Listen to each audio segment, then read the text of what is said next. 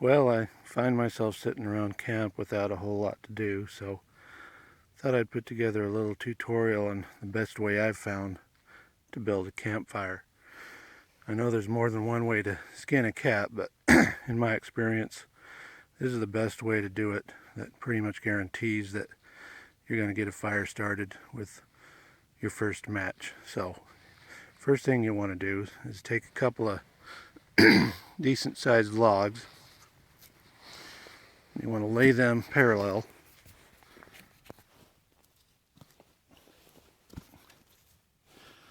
Leave a nice little about 10-inch gap between them there.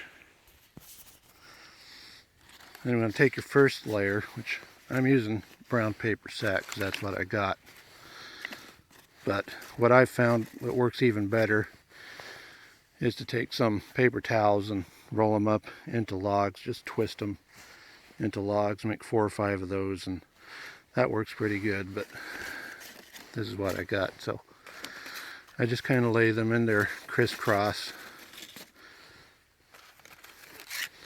and make sure that there's plenty of air pockets in there to get plenty of oxygen in there, make sure nothing gets smothered. So next thing you want to do is take your kindling, which is just small pieces of sticks like this. Just kind of place them in there on top of the paper sack. It just gets the fire going initially. So the next step, and this is the most important step, so you want to take a nice little log like this and just lay it across the end there to form kind of like a gate or a doorway going right out through there. So next thing we're going to do is build a little lean-to with some larger sticks. And just kind of set it right across that header that we put in there.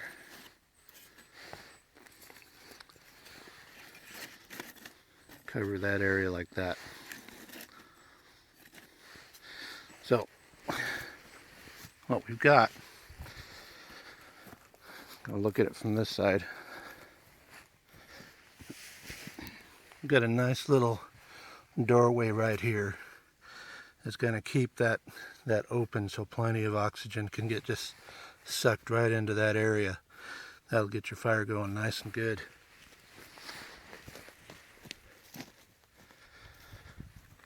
So the next thing I do